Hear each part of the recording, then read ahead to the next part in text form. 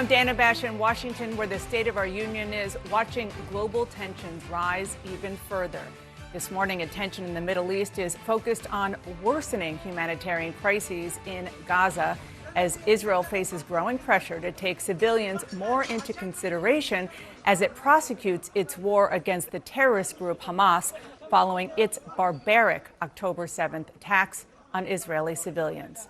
At Gaza's Al-Shifa hospital, doctors tell CNN the outlook for patients there becomes more desperate by the hour. Low on food, water, and fuel, and largely without power amid heavy fighting in the area. This morning, Israel said it opened a self-evacuation corridor from the medical center for people to move south.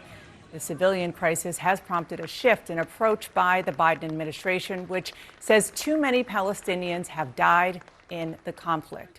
While Israel yesterday, what we saw there were families of hostages taken by Hamas, demanding that they be more prioritized. The rescue comes soon. Joining me now is Israeli Prime Minister Benjamin Netanyahu. Sir, thank you so much for joining me. And let's start with what's happening at that hospital. Israeli forces have said that they are engaged in intense fighting around Al-Shifa hospital, the largest medical facility in Gaza.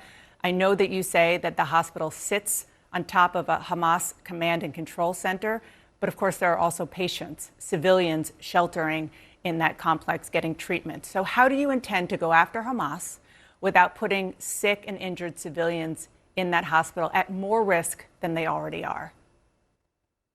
Well, we've called to evacuate all the patients from that hospital, and in fact, 100 or so have already been evacuated. I've called for field hospitals. The French president has sent a floating hospital ship. I've asked the Emirates to send a field hospital. They have, and other countries have done the same. I expect the UN to build this. So there's no reason why we just can't take the patients out of there instead of letting Hamas use it as a command center for terrorism, for the rockets that they fire against Israel, for the terror tunnels that they use to kill Israeli civilians. Remember, Dana, let's keep this in focus. Just imagine what would happen if the United States were attacked viciously by 29 11s, 20, that's the proportionate number, 50,000 Americans killed, 10,000 Americans held hostage, including babies, elderly, women, children, 10,000 rockets falling on your cities. That's the number of rockets that are falling all the time on our cities, may fall during this interview, in fact, and we'll have to go to a shelter. That's what's happening. So what would America do? It would take all its force and go after these killers. And what if these killers embed themselves in hospitals, in schools, in UN facilities? You do everything in your power to get the civilians out, which is what we're doing. We call them to leave, but you certainly wouldn't give immunity to the terrorists. So we're obviously treading carefully when it comes to hospitals, but we're also not going to give immunity to the terrorists. And so far, even though Hamas has tried to prevent the civilians from leaving, hundreds of thousands have left, sometimes having to go through Hamas gunpoints and gunfire that wants to keep them in harm's way. Just to be clear, sir, Israel will help these civilians who are quite sick and inside these hospitals come out, not just in Al-Shifa, but there are other hospitals where this is happening. Yes. Yes, we're telling them to leave. And telling them or helping them? Dana, helping them by creating safe corridors. So we have designated routes to a safe zone south of Gaza City where there's no fighting. And we're telling them, go ahead, move. And by the way, 70,000 have moved 3 days ago. I think 50,000 moved yesterday. More will move today. We want all the civilians to be removed out of harm's way. And Hamas is doing everything in their power to keep them in harm's way. They put missiles below. Yes, go ahead. Do you believe that there are hostages below that hospital? Israeli or American hostages? Well, I'm not going to go into the intelligence picture we have, but you know, there's been this vicious thing. They take hostages.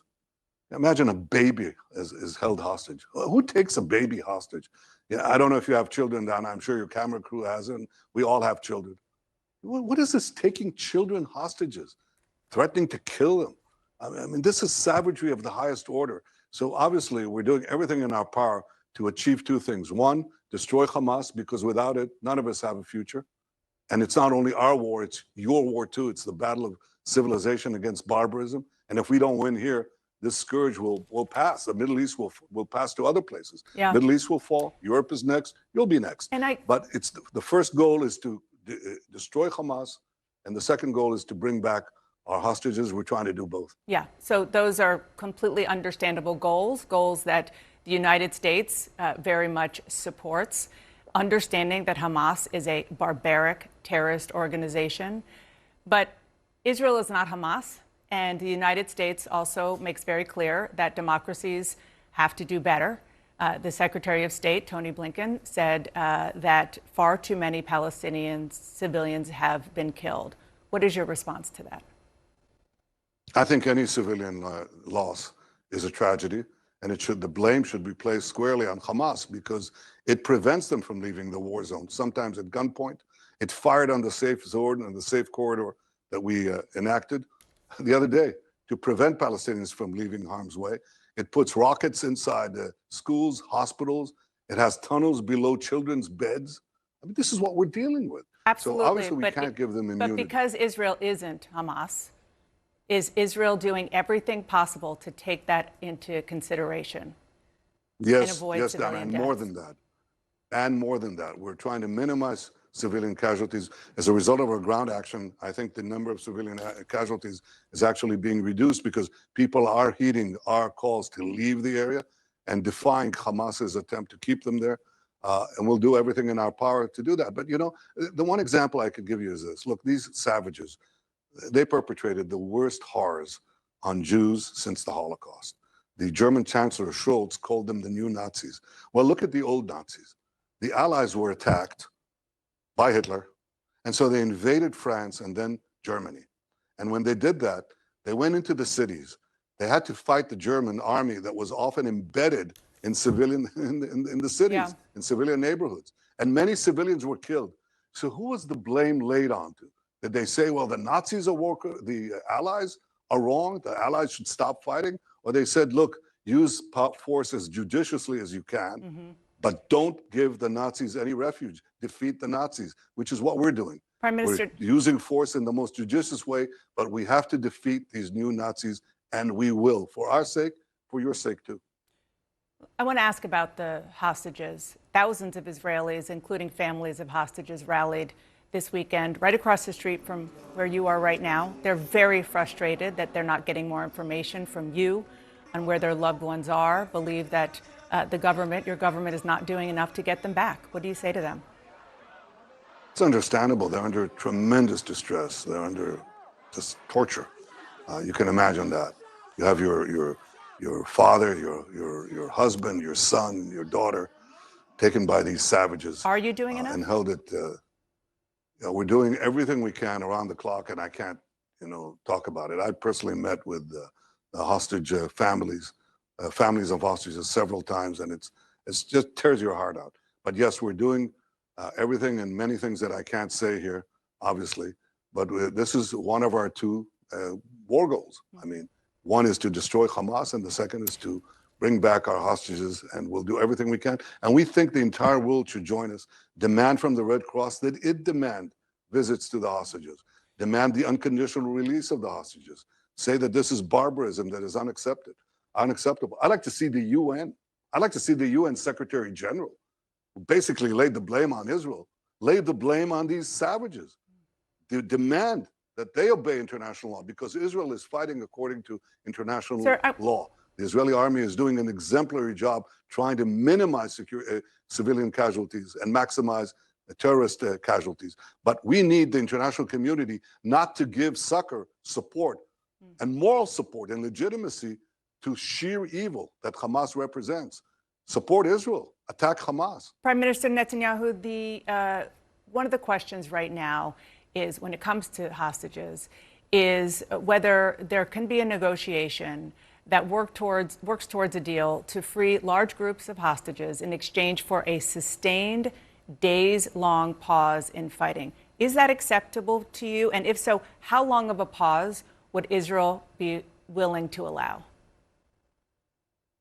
I said that we're going to pursue the battle to destroy Hamas to its end. But I also said that the only ceasefire that we would consider is one in which we have our hostages released. And that remains true. Doesn't mean that we can't give humanitarian pause for a few hours in a place, a specific time and place where we want to have a humanitarian corridor and have the people leave safely. We've done that, and hundreds of thousands have left the fighting zone. So how long of a pause would you be fashion. willing to support? Well, so far we've dealt with a few hours. If you're talking about a ceasefire, well, I'm not going to get into that. No, I'm not talking about a ceasefire. Just a longer pause, days, for example. That's not a pause. If you're talking about stopping the fighting, that's exactly what Hamas wants. Hamas wants an endless series of pauses that basically dissipate the battle against them. It's like the Germans after Normandy. They say, okay, let's have a ceasefire. You guys, hold off. Let us replenish our supplies. Let us get out of our terror tunnels. Let us rearm ourselves and so on. Obviously, we're not going to do that. The U.S. says that in order to have a ceasefire of any a ceasefire in the entire area, that will require the release of our hostages. The U.S. says that you need an extended pause in order to get the hostages out. Do you not believe that as well? Oh, well, we don't disagree with that. Well, we need to get our hostages out. Okay. The U.S. also says that any post-war plan for Gaza must include Palestinian-led governance and Gaza unified with the West Bank under the Palestinian Authority. You appeared to reject that yesterday. You said Israel will not accept a, quote, civilian authority there that educates its children to hate Israel. So I just want to be clear. Are you saying that Israel would not accept giving control of Gaza over to the Palestinian Authority after the war? The first thing we have to do is destroy Hamas, because otherwise they'll do it again and again and again, and they've said so. So we'll destroy Hamas. The second thing we have to understand is that there has to be an overriding and overreaching Israeli military envelope, because we've seen any place that we leave, we just, exit, give it to some other force. Very soon terrorism resurges, so we've achieved nothing. The third thing we have to understand is that a civilian authority has to cooperate in two goals. One is to demilitarize Gaza, and the second is to de-radicalize Gaza. And I have to say that the Palestinian Authority has, unfortunately, failed on both counts. They don't demilitarize the West Bank, Judea and Samaria. We have to do it. We have to go in and fight the terrorists. They don't de-radicalize. They teach our children the hatred of Israel. They do pay for slay. They pay for terrorist murderers and their families. The more Jews they kill, the more they pay. They refuse to this day, 36 days after this savagery, to condemn so if what not the PA, what Hamas then who? did on November 7th. Sorry? If not the PA, well, then there has to be a reconstructed civilian authority. There has to be something else. Otherwise, we're just falling into that same rabbit hole, and we're going to have the same result. Remember, the PA was already in Gaza. When Israel left Gaza, it handed the keys over to the PA. And what happened? Within a very short time, Hamas took over, kicked them out. They weren't willing to fight Hamas. They're still not willing to fight Hamas. So you have to have some kind of authority, civilian Palestinian authority, that is willing to fight the terrorists and educating, and importantly, must educate their children for a future of peace, cooperation, prosperity, cooperation with Israel, not the annihilation of Israel. And so far, that hasn't happened. The burden of proof is on the PA, and they failed every single count. I say that regrettably, but honestly, we have to be realistic about what we expect.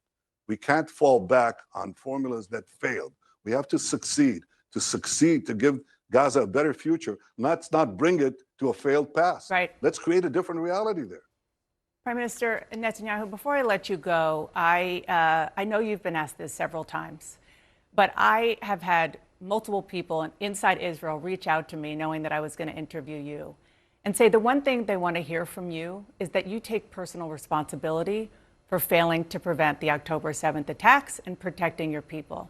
I know you say the time for that will come after the war. Why won't you take responsibility now? I've already addressed that many times. And I said this whole question will be addressed after the war. Why just as not people now? would ask, well, did people ask Franklin Roosevelt after Pearl Harbor that question? Did people ask George Bush after the surprise attack of November 11th? Look, it's a question that needs to be asked. I think and those these questions will were be asked. And I've said that one thing that is important is, and I've said we're going to answer all these questions, including me. I'm going to be asked tough questions. Right now, I think what we have to do is unite the country for one purpose alone, and that is to achieve victory. That's what I did. We formed a unity government where the country is united as never before, and I think that's what we have to pursue. And what the people expect me to do right now is two things. One, achieve this victory and bring the hostages back, and second, assure that Gaza never becomes a And to threat to Israelis Israel who are again. disappointed that you still won't take responsibility, you say? Well, I said that I'm going to answer all the questions that are required, including the questions of responsibility. There'll be enough time for that after the war. Let's focus on victory. That's my responsibility now. Prime Minister Benjamin Netanyahu, thank you so much for your time this morning. I appreciate it. Thank you, Donna.